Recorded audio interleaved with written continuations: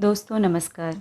हम अनुवाद पत्र की तैयारी कर रहे हैं। पाठ्यक्रम से जितने भी ज़रूरी विषय बिंदु हैं उन सब पर हम चर्चाएं कर रहे हैं। आज का जो हमारा टॉपिक है वह है पारिभाषिक शब्दावली और अनुवाद, स्वरूप, समस्या एवं उपयोगिता। तो आज हम अपने इस विषय की ही व्याख्या करेंगे और इसे पारिभाषिक शब्दावली क्या है, इसका स्वरूप क्या है, इसकी समस्याएं क्या हैं और सबसे महत्वपूर्ण इसकी उपयोगिता क्या है, इस पर हम विस्तार से बातचीत करेंगे। भाषा, किसी भी भाषा में विभिन्न विषयों और कार्य क्षेत्र के उद्भव से उसमें कई नई तरह की संकल्पनाएं, नई अभिव्यक्तियां और नए नए शब्द आते हैं जो भाषा को आधुनिकीकरण की ओर ले जाते हैं। आधुनिकीकरण की इस प्रक्रिया में विषय के विकास और उसके स्पष्टता के लिए उसी के अनुकूल पारिभाषिक शब्दावली का निर्माण होता है। इस निर्माण प्रक्रिया में पारिभाषिक शब्दावली के भाषिक स्वरूप के साथ साथ उसकी मानकता और प्रयोग पर भी ध्यान दिया जाता है। वास्तव में पारिभाषिक शब्दावली का प्रयोग और उसकी प्रक्रिया अपने अपने विषय के विशेषज्ञों के बीच परस्पर विचार विनिमय और चिंतन के लिए होती है।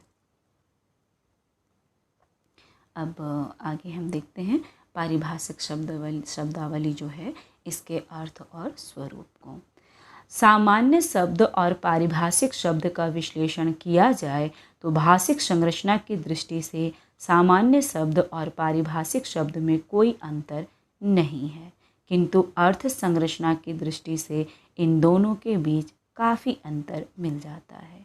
वास्तव में सामान्य शब्द में वस्तु, यथार्थ वस्तु और उसकी संकल्पना अनिश्चित रहती है, उसमें लचीलापन होता है और संदिग्धता भी हो सकती है। इसमें सामाजिक, सांस्कृतिक, मनोवैज्ञानिक, दार्शनिक, भौगोलिक आदि परिवेशों के कारण कई अर्थ निकाले जा सकते हैं। इस प्रकार यह शब्द आवश्यकतानुसार अभिधापरक, लक्षणापरक और व्यंजनापरक किसी भी अर्थ में प्रयुक्त हो सकता है। पारिभाषिक शब्द में संकल्पना और यथार्थ वस्तु निश्चित होती है, विशिष्ट प्रयोजन के साथ। लेकिन जब हम सैद्धांतिक रूप से पारिभाषिक शब्द पर बात करेंगे तो यह बिल्कुल अलग हो जाएगी। इसमें क्या होगा कि पारिभाषिक शब्द में संकल्पना और यथार्थ वस्तु निश्चित होती है। विशिष्ट प्रयोजन के भाषा रूपों अर्थात भौतिकी, रासायनिकी, इंजीनियरिंग, मेडिकल, दर्शन, गणित, विधि, प्रशासन आदि विषयों के शब्द सुनिश्चित अर्थ लिए होते हैं और उनमें एकार्थता होती है। सामान्य भाषा के शब्दों को जहाँ पारिभाषिक शब्दों के रूप में ग्रहण किया जाता है वहाँ उनसे अर्थ का लचीलापन समाप्त हो जाता है, वह बौद्धिक आदान प्रदान के लिए प्रयुक्त होने लगता है। इस प्रकार पारिभाषिक शब्दों का जन्म एक सीमित बौद्धिक वर्ग में होता है और अपने कार्य क्षेत्र तक सीमित रहता है। यह विषय सापेक्ष और शास्त्रबद्ध होता है। इसका अर्थ उस विषय या कार्य क्षेत्र के संदर्भ में ही ग्रहण किया जा सकता है। इसलिए विषय विशेष में इसकी सहायता से निश्चित, स्पष्ट और अपेक्षित अभिव्यक्ति संभव होती है। यदि इसमें अर्थ निश्चित नहीं होगा तो इसका प्रयोक्ता उसे एक अर्थ में प्रयुक्त करेगा और श्रोता उसे दूसरे अर्थ में समझेगा, जिससे विषय का यही प्रतिपादन, जो सही प्रतिपादन है, वह नहीं हो पाएगा। तो इस प्रकार हमने देखा कि पारिभाषिक शब्दावली का जो स्वरूप है वो किस तरह का है और यह सामान्य शब्दों से किस तरह फ़र्क है।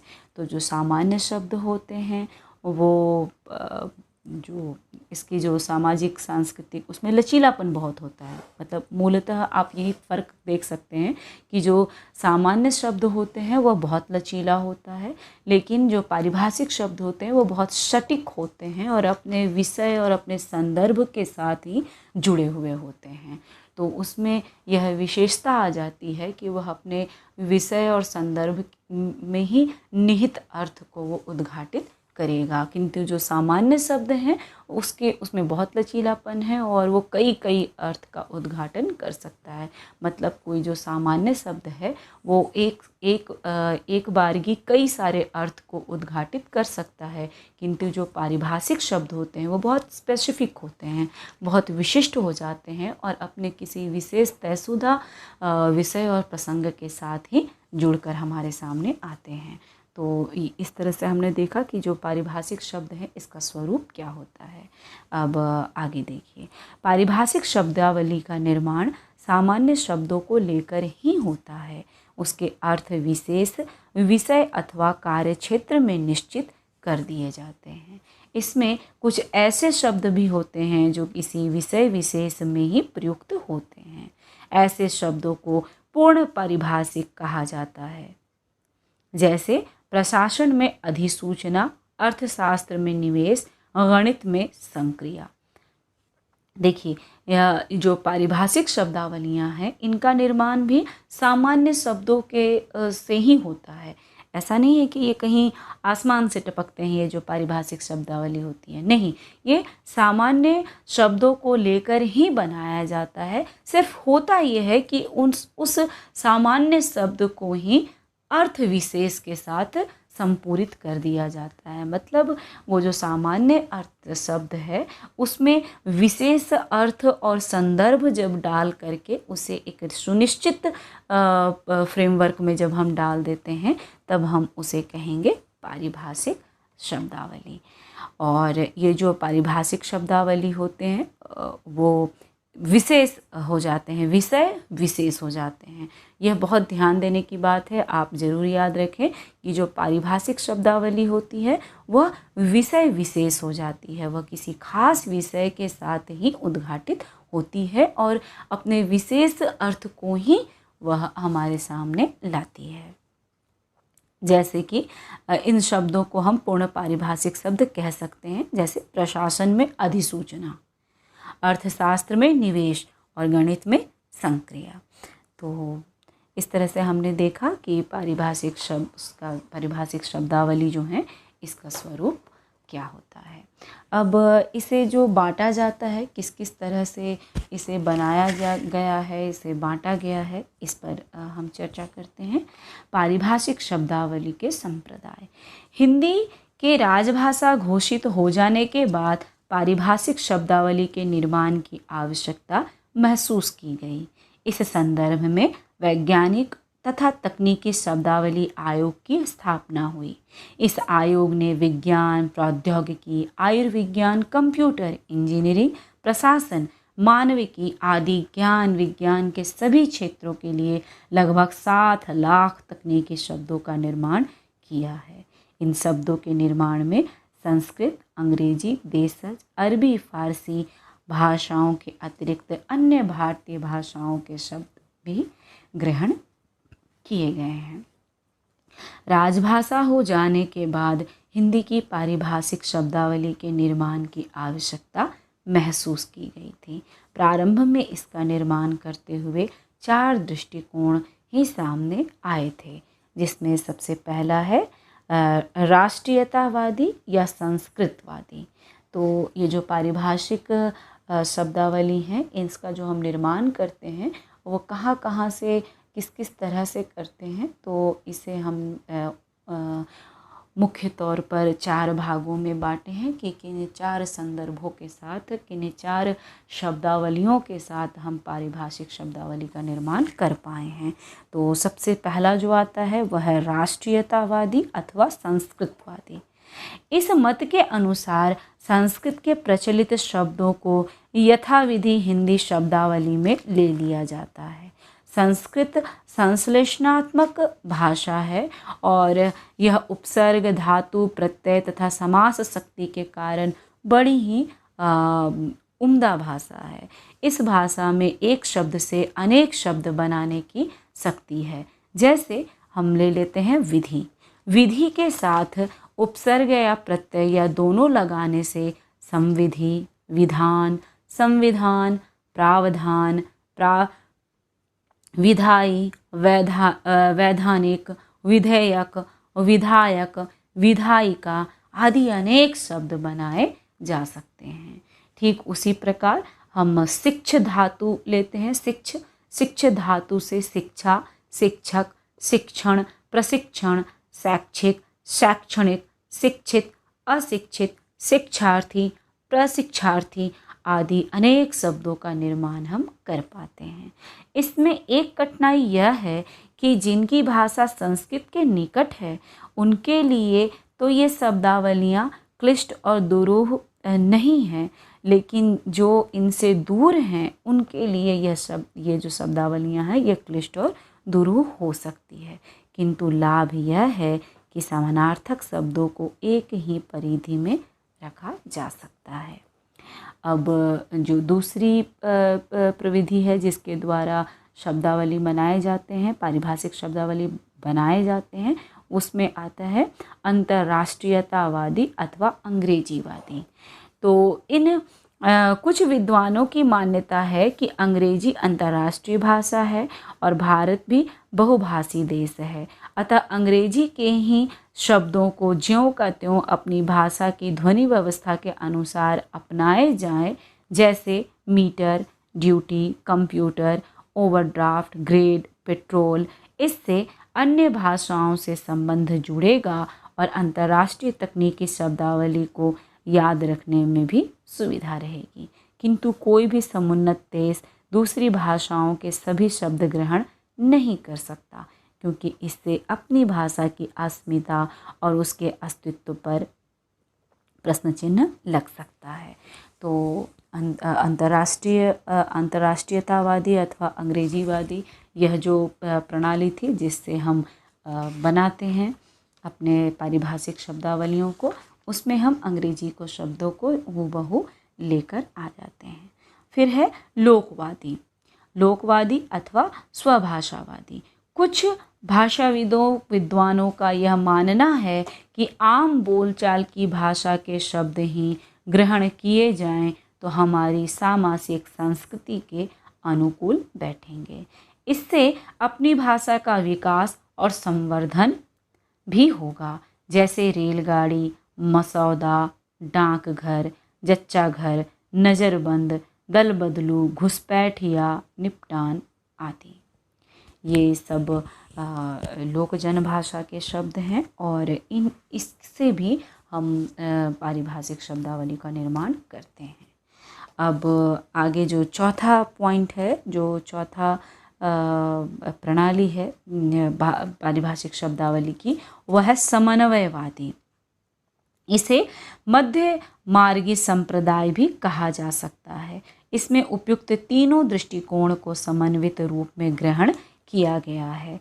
इसमें उन शब्दों को रखने की बात की गई है जिन्हें संदर्भानुसार उपयुक्त समझा जाए।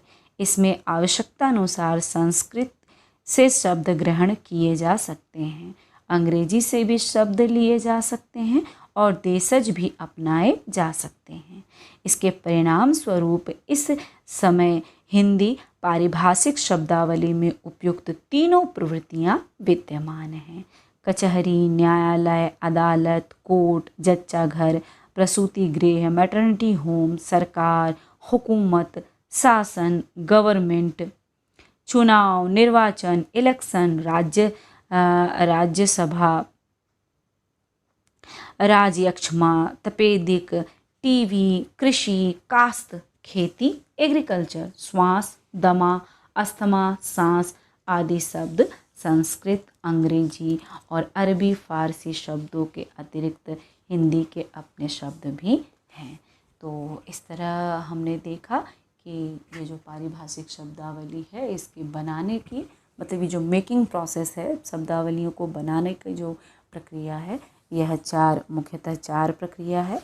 पहला जो हमने देखा वह था हमारा राष्ट्रीयतावादी अथवा संस्कृतवादी। दूसरा हमने देखा अंतर्राष्ट्रीयतावादी अंग्रेजीवादी। तीसरा हमने देखा लोकवादी अथवा स्वभाषावादी और चौथा था समन्वयवादी। तो जो हमारी शब्दावलियाँ पारिभाषिक शब्दावलियाँ बनती हैं उनमें सबसे ज़्यादा समन्वयवादी दृष्टिकोण से ही, प्रक्रिया से ही शब्दों का निर्माण होता है। और इस प्रकार सामाजिक आवश्यकताओं के अनुसार शब्दावलियों का निर्माण किया जा रहा है तथा यथासंभव प्रचलित शब्दों को ही लिया जा रहा है। शब्द निर्माण करते हुए स्पष्टता, सूक्ष्मता और सरलता पर भी ध्यान देने की बात की गई है, इस पर काफ़ी जोर दिया गया है। इसमें वैज्ञानिक और तकनीकी शब्दावली आयोग भारत सरकार द्वारा कई तरह के ठोस कदम उठाए जा रहे हैं ताकि जो पारिभाषिक शब्दावली है वह ज़्यादा सटीक और व्यापक स्तर पर प्रयोग के लायक बन सके। अब जो सबसे आखिरी बिंदु पर हम लोग आ गए हैं अपने प्रश्न के, इस उत्तर में हमने सारे पड़ाव को पार किया। अब जो आखिरी है वह है ये जो पारिभाषिक शब्दावली का जो अनुवाद है इसकी उपयोगिता क्या है, ये क्यों किया जाता है। तो मैं बताऊँ आपको कि ये जो पारिभाषिक शब्दावली है इसकी बहुत बड़ी विशेषता है, बहुत बड़ी उपयोगिता है। अगर ये जो पारिभाषिक शब्दावलियाँ हैं इनका बहुतायत में बड़ी प्रचुर मात्रा में अगर हम नहीं अर्थ निर्माण करते हैं, शब्द निर्माण करते हैं, तो हमारी जो नित नवीन विषय आ रहे हैं, जो क्षेत्र आ रहे हैं, हमारा जो कार्य क्षेत्र में विस्तार आ रहा है, इन सब में अवरोध उत्पन्न होने शुरू हो जाएंगे। क्योंकि शब्द अगर नहीं होंगे, सटीक स्पेसिफिक शब्द, जो विशिष्ट शब्द हैं विषय से जुड़े हुए, वो अगर नहीं होंगे हमारे समक्ष तो हमें कई तरह की दिक्कतें देखनी पड़ सकती हैं। तो यहाँ पे देखिए, जैसे अनुवाद के संदर्भ में विभिन्न विषयों में कई पारिभाषिक शब्द अलग अलग अर्थों में प्रयुक्त होते हैं। उदाहरण के लिए अंग्रेजी का शब्द जो रिएक्शन है, यह भौतिकी, रासायनिकी और वनस्पति विज्ञान में भी प्रयुक्त होता है। भौतिकी में इसके लिए प्रतिक्रिया, रासायनिकी में अनुक्रिया और वनस्पति विज्ञान में अभिक्रिया शब्द का प्रयोग होता है। इसी प्रकार फोकस शब्द अंग्रेजी में नाभि, भौतिकी में फोकस और भूगोल में उद्गम केंद्र के रूप में प्रयुक्त होता है। तो आगे और देखिए, इशू शब्द जो है वह प्रशासन में निर्गम, पत्रकारिता में अंक और अर्थशास्त्र में शेयर जारी करने के अर्थ में प्रयुक्त होता है। इसके विपरीत कभी कभी अंग्रेजी में कई शब्दों का प्रयोग होता है, जबकि उन सभी के लिए हिंदी में एक ही शब्द होता है। जैसे हिंदी का शब्द है पद, इसके लिए अंग्रेजी में वर्ष, छंदयुक्त काव्य रूप, समाज विज्ञान में स्टेटस, समाज में मिलने वाला दर्जा, फिर भाषा विज्ञान में वर्ड फॉर्म या फ्रेज, और प्रशासन में पोस्ट, योग्यता अनुसार जो अधिकार या ओहदा दिया जाता है वह पोस्ट। तो ये शब्द प्रयुक्त होते हैं। तो इस प्रकार हमने देखा कि ये जो पारिभाषिक शब्दावलियाँ हैं ये बहुत ज़्यादा ज़रूरी है आज के वक्त में। इसकी उपयोगिता बहुत ज़्यादा है, क्योंकि हमारी जो सभ्यता है, हमारी जो संस्कृति है, ये नित नवीन नए सोपान पार कर रही है। हम विकसित राष्ट्र हैं और रोज़ विकास कर रहे हैं। तो ऐसे में नए नए विषय और नए नए कार्य क्षेत्र हमारे सामने खुलते जाते हैं, और ऐसे में हमें शब्दों की, विशिष्ट शब्दावलियों की बहुत ज़्यादा आवश्यकता होती है। और इनसे ही हमारा जो विशिष्ट ये जो विशिष्ट शब्द का जो निर्माण हो पाता है, इससे हमें बड़ी सहायता मिलती है अपने कार्य क्षेत्र में सुगमता लाने में, और विशेष जो विषय जो विशेष होते हैं उनके साथ अर्थ को उद्घाटित कर पाने में। तो ये हमने देखा कि कुछ बहुत ज़रूरी बातें हैं जो पारिभाषिक शब्दावली से जुड़े हुए हैं। हमने सबसे पहले इसके स्वरूप और अर्थ को जाना, फिर इसकी जो प्रक्रिया है, जो मेकिंग प्रोसेस है कि किस तरह से बनाई जाती है ये जो पारिभाषिक शब्दावलियाँ हैं, इसका निर्माण किस तरह से होता है, जिनमें जिसके अंतर्गत हमने मुख्यतः 4 जो प्रक्रिया है वह 4 प्रक्रिया हमने पढ़ी थी। पारिभाषिक शब्दावली के संप्रदाय के रूप में हमने उन 4 प्रक्रियाओं को पढ़ा था, जिसमें राष्ट्रीयतावादी अथवा संस्कृतवादी, अंतर्राष्ट्रीयतावादी अथवा अंग्रेजीवादी, लोकवादी अथवा स्वभाषावादी, और इन सब के बाद जो आखिर में जो चौथा था वह था समन्वयवादी। तो इन सब के साथ पारिभाषिक शब्दावलियों की का निर्माण किया जाता है। और आखिर में हमने देखा कि पारिभाषिक शब्दावली जो है इसकी उपयोगिता क्या है। तो हमने जाना कि भाषा में विस्तार, उसके अध्ययन विश्लेषण, उसके अध्यापन, उसके शोध कार्य, जिस भी तरह से हम जो पठन पाठन का कार्य कर रहे हैं उन सब में हमें पारिभाषिक शब्दावलियों से बहुत ज़्यादा सहायता मिलती है। और इससे किसी भी विषय में उसकी जो विशिष्टता है, विषय की जो विशेषता है, किसी भी ख़ास विषय की जो उसकी अपनी विशिष्टता है, उसका ज़्यादा बड़ा क्षेत्र बन पाता है। जितने ज़्यादा पारिभाषिक शब्द होंगे किसी भी विषय में, उतना ज़्यादा उसका विस्तार हम देख पाएंगे। तो इस तरह से हमने देखा कि पारिभाषिक शब्दावली जो है इसकी उपयोगिता बहुत ज़रूरी है। कोई भी भाषा जितनी ज़्यादा विकास के चरण पार करेगी, उसके भीतर पारिभाषिक शब्दावली और ज़्यादा बढ़ते चले जाएंगे।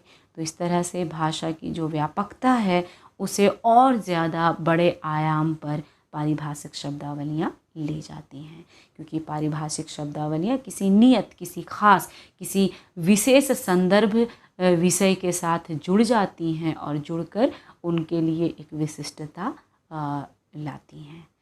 तो हमने देखा कि पारिभाषिक शब्दावलियों की उपयोगिता किस तरह से है। मित्रों, हम लोग अपने अगले बिंदु के साथ फिर मैं आपसे जुड़ूंगी, फिर हम लोग बातचीत करेंगे।